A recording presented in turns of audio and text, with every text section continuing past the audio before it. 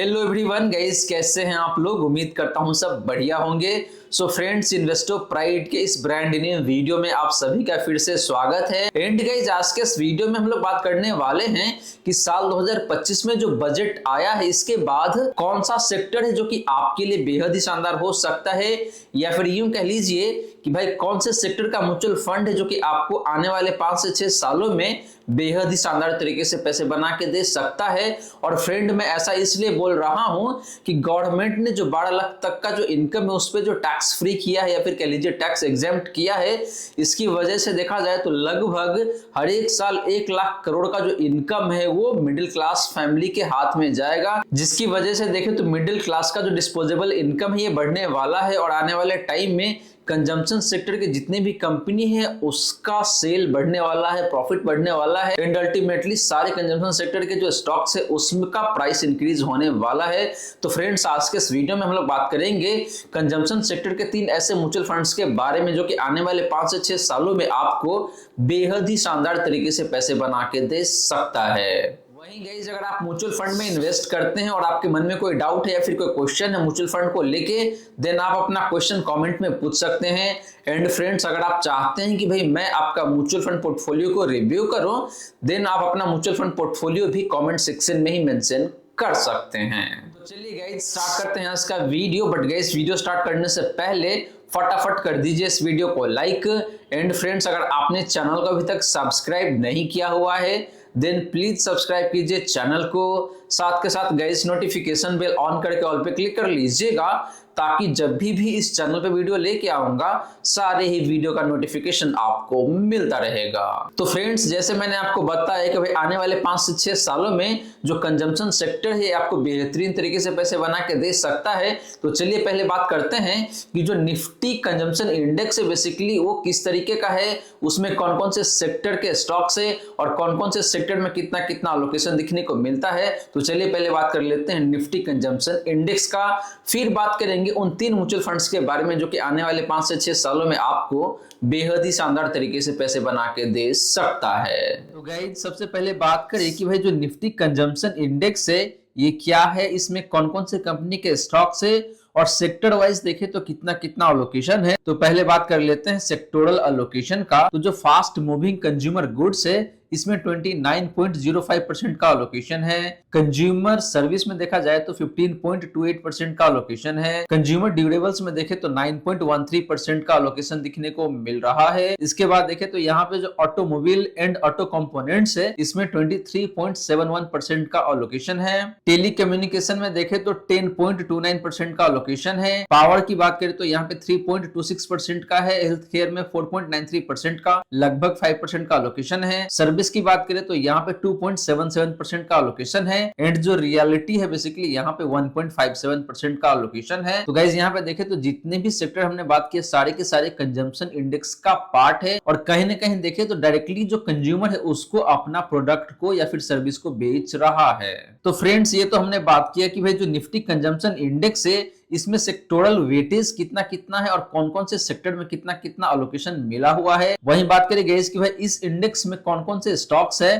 तो पहला स्टॉक है यहाँ पे आपका भारतीय एयरटेल जो कि टेलीकम्युनिकेशन सेक्टर का है। फिर है आपका यहाँ पे आईटीसी होटल्स जो कि आईटीसी लिमिटेड से डिमर्ज होकर बना है आईटीसी होटल्स। फिर दिखने को मिलता है ट्रेंट, इसके बाद है बजाज ऑटो, फिर है एमएनएम यानी कि महिंद्रा एंड महिंद्रा, इसके बाद दिखने को मिलता है टाटा पावर, फिर है आपका टाइटन, इसके बाद देखे तो हीरो मोटोकॉप है, फिर इंडियन होटल हो गया, इसके बाद जोमेटो है, फिर टीवीएस मोटर है, इसके बाद देखे तो यहाँ पे आइसर मोटर है, फिर दिखने को मिलता है आपका नौकरी.com यानी कि इन्फो एज, इसके बाद देखा जाए तो यहाँ पे आपका अपोलो हॉस्पिटल्स, फिर दिखने को मिलता है आपका ब्रिटानिया जिसका बिस्किट आता है या फिर काफी सारे अदर प्रोडक्ट्स भी आते हैं। इसके बाद दिखने को मिलता है यहाँ पे आपका कोलगेट यानी कि जो टूथपेस्ट या फिर ब्रश वाली कंपनी है कोलगेट वो है। फिर दिखने को मिलता है आपका डी मार्ट यानी कि जिनका रिटेल चेन है डी मार्ट का, बेसिकली आपको महाराष्ट्र या फिर जो साउथ इंडिया है वहां पे इसके चेन्स दिखने को मिल जाता है। इसके बाद है यहाँ पे आपका VBL यानी कि वरुण बेवरेजेस लिमिटेड, फिर दिखने को मिलता है आपका मारुति सुजुकी, फिर दिखने को मिल जाता है आपका इंडिगो एयरलाइंस, फिर है यहाँ पे आपका गोदरेज कंज्यूमर,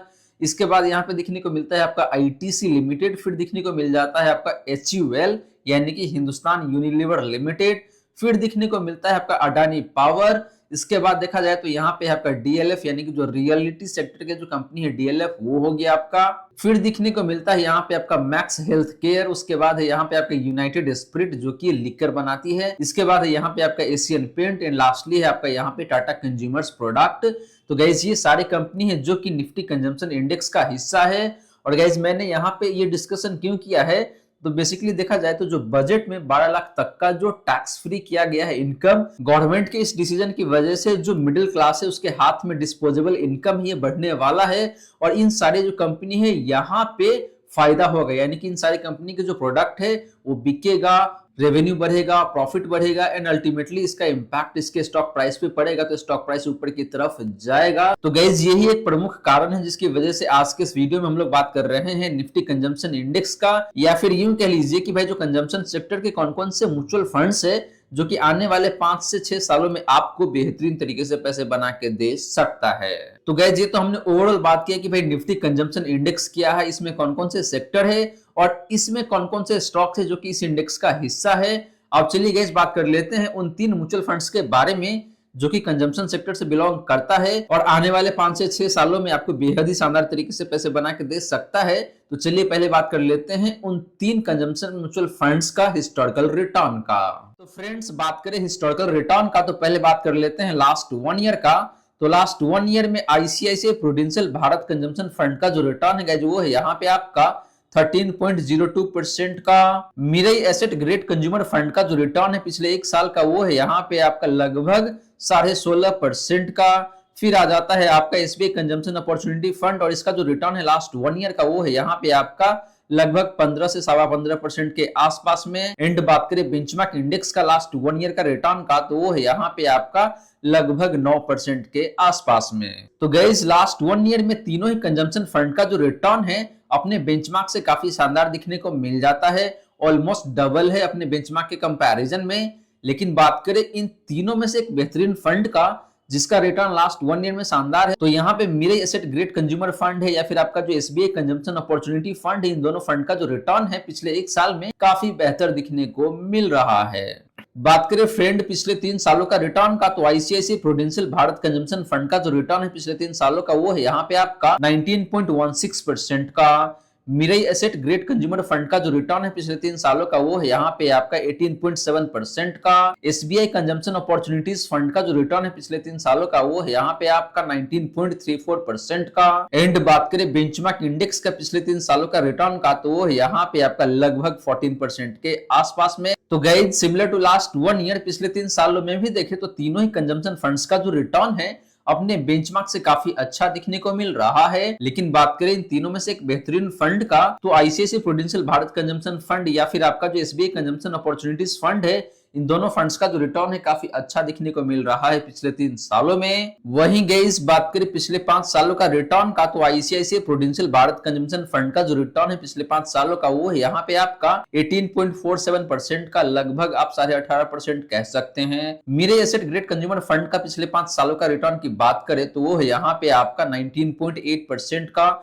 लगभग 20% का रिटर्न है इस फंड का पिछले 5 सालों में। बात करें friends SBI consumption opportunities fund का पिछले 5 सालों का रिटर्न का तो वो है यहाँ पे आपका 21.71% का, लगभग 22% का रिटर्न है इस फंड का पिछले 5 सालों में एनुअल बेसिस पे। एंड बात करें बेंचमार्क इंडेक्स का पिछले 5 सालों का रिटर्न का तो वो निकल के आता है यहाँ पे आपका 18% का। तो friends similar to last 1 year and last 3 year, last 5 year में भी देखे तो तीनों ही कंजम्पशन फंड्स का जो रिटर्न है अपने बेंचमार्क से बेहतर दिखने को मिल रहा है। लेकिन बात करें इन तीनों में से एक बेहतरीन फंड का जिसका रिटर्न पिछले 5 सालों में भी काफी शानदार है तो वो फंड यहाँ पे आपके लिए SBI consumption opportunities fund guys. तो फ्रेंड्स ये रही बात आपका इन तीनों ही कंजम्पशन फंड्स का हिस्टोरिकल रिटर्न का।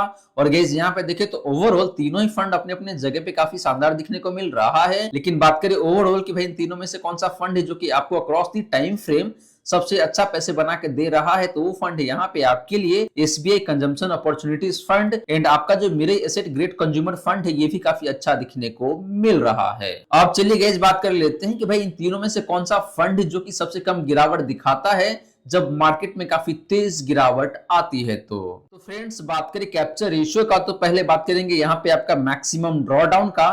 तो बात करें पहला फंड यानी कि ICICI Prudential Bharat consumption fund का मैक्सिमम ड्रॉ डाउन का, तो यहाँ पे आपका -12.25% का, यानी कि इस फंड ने पास्ट में एक सर्टेन टाइम फ्रेम में आपको लगभग 12.25% का गिरावट दिखा चुका है। बात करें guys mirror Asset Great Consumer Fund का मैक्सिमम ड्रॉ डाउन का, तो वो है यहाँ पे आपका -15.76% का, लगभग 16% के आसपास का इसका नेगेटिव रिटर्न है एक सर्टेन टाइम फ्रेम में, जो कि थोड़ा सा हायर साइड में दिखने को मिल रहा है। वहीं बात करें गाइस आपका एसबीआई कंजम्पशन अपॉर्चुनिटीज फंड का मैक्सिमम ड्रॉ डाउन का, तो वो है यहाँ पे आपका -13.44% का। तो गाइस इस फंड का जो गिरावट है एक सर्टेन टाइम फ्रेम में ये काफी रीजनेबल दिखने को मिल रहा है अगर आप इन तीनों को एक दूसरे से कंपैरिजन करते हैं तो गाइस मैक्सिमम ड्रॉ डाउन के मामले में देखें तो यहाँ पे आईसीआईसीआई प्रूडेंशियल कंजम्पशन फंड बेहतर दिखने को मिल रहा है। वहीं फ्रेंड्स बात करें अपसाइड रेशियो का, यानी कि जब मार्केट तेजी में रहता है तो उस केस में इन तीनों में से कौन सा फंड जो कि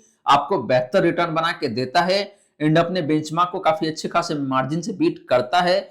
तो पहले बात करें यहाँ पे ICICI Prudential Bharat consumption fund का अपसाइड रेशियो का, तो वो है यहाँ पे आपका 90 का। गाइस आपको बता दूं कि अपसाइड रेशियो 100 के ऊपर जितना ज्यादा होता है उतना बेहतर माना जाता है, लेकिन यहाँ पे ICICI Prudential Bharat consumption fund का जो अपसाइड रेशियो है वो 90 का है, जो कि देखे तो 100 से नीचे है। बात करें guys mirror Asset Great Consumer Fund का अपसाइड रेशियो का, तो वो यहाँ पे आपका 103 का, जो कि काफी अच्छा नंबर है और 100 से ऊपर भी दिखने को मिल रहा है। एंड बात करें guys SBI consumption opportunities fund का अपसाइड रेशियो का, तो वो है यहाँ पे आपका 98 का, जो कि देखे तो काफी रीजनेबल दिखने को मिल रहा है, 100 के आसपास में है। तो फ्रेंड्स अपसाइड रेशियो के मामले में देखें तो आपका जो mirror Asset Great Consumer fund है ये तीनों में सबसे बेहतरीन दिखने को मिल रहा है। एंड आपका जो एसबीआई कंजम्पशन अपॉर्चुनिटीज फंड है ये भी काफी अच्छा ही दिखने को मिल रहा है। सिमिलरली बात करें गाइस डाउनसाइड रेशियो का, यानी कि जब मार्केट में तेज गिरावट आती है तो उस केस में इन तीनों में से कौन सा फंड जो कि सबसे कम गिरता है अपने बेंचमार्क इंडेक्स के कंपैरिजन में। तो पहले बात करें ICICI Prudential Bharat consumption fund का डाउनसाइड रेशियो का, तो वो है यहाँ पे आपका 53 का। Mirae Asset Great Consumer Fund का डाउनसाइड रेशियो की बात करें तो वो है यहाँ पे आपका 77 का। एंड बात करें guys SBI consumption opportunities fund का डाउनसाइड रेशियो का, तो वो है यहाँ पे आपका 61 का। तो फ्रेंड डाउनसाइड रेशियो के मामले में देखें तो आपका जो ICICI Prudential Bharat consumption fund है ये काफी शानदार दिखने को मिल रहा है और ये फंड बाकी दो फंड के कंपैरिजन में कम गिरता है जब मार्केट में तेज गिरावट आती है तो। लेकिन guys at the same time इस फंड का जो अल्फा है बाकी दो फंड के कंपैरिजन में खराब दिखने को मिल रहा है। तो फ्रेंड्स ये रही बात आपका इन तीनों ही कंजम्पशन फंड्स का कैप्चर रेशियोज का।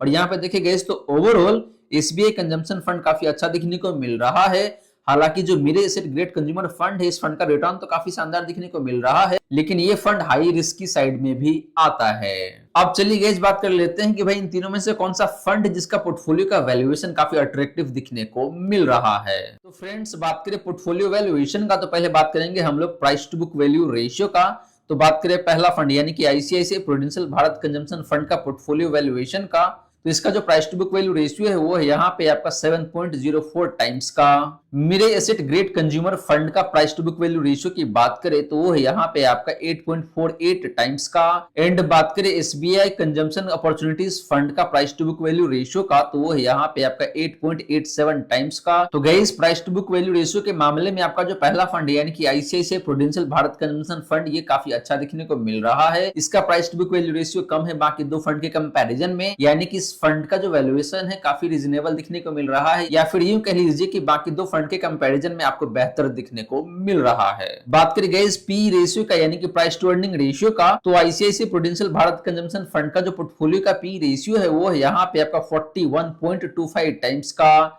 Mirae Asset Great Consumer Fund का पी रेशियो की बात करें तो वो यहाँ पे आपका 47.57 टाइम्स का। एंड बात करी गई एसबीआई कंजम्पशन अपॉर्चुनिटीज फंड का पी रेशियो का, तो वो है यहाँ पे आपका 58.17 टाइम्स का। तो फ्रेंड पी रेशियो के मामले में देखें तो अगेन आपका जो पहला फंड है यानी कि ICICI Prudential Bharat consumption fund ये बेहतर दिखने को मिल रहा है, क्योंकि इस फंड का पोर्टफोलियो का जो पी रेशियो है ये थोड़ा सा कम दिखने को मिल रहा है बाकी दो फंड के कंपैरिजन में। तो इस फंड का जो वैल्यूएशन है दोनों ही महीने में काफी अच्छा दिखने को मिल रहा है। लेकिन guys at the same time इस फंड का जो रिटर्न है बाकी दो फंड के कंपैरिजन में आपको कम दिखने को मिल रहा है। तो जो बाकी दो फंड है थोड़ा सा हाई रिस्क की फंड है तो आपको रिटर्न भी बेहतर बना के दे रहा है, एंड ये फंड रिस्क कम लेता है तो आपको रिटर्न भी कम बना के दे रहा है। तो आप अपने रिस्क प्रोफाइल के अकॉर्डिंग देख सकते हैं कि भाई आपके लिए इन तीनों में से कौन सा फंड काफी सुटेबल हो सकता है। तो गाइस ये रही सारी की सारी बातें जो हमने की आज के इस वीडियो में। और फ्रेंड्स यहाँ पे मैंने आपको कंजम्पशन सेक्टर के 3 ऐसे म्यूचुअल फंड्स के बारे में बताया है जो कि देखा जाए तो थोड़ा सा हाई रिस्की तो जरूर है, लेकिन आपको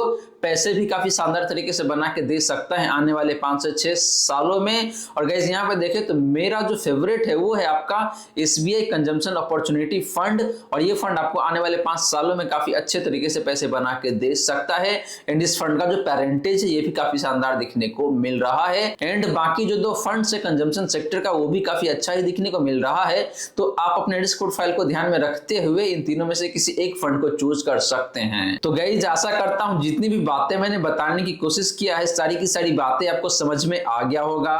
मन में अगर कोई डाउट है या फिर कोई क्वेश्चन है तो कमेंट सेक्शन में पूछ लीजिए।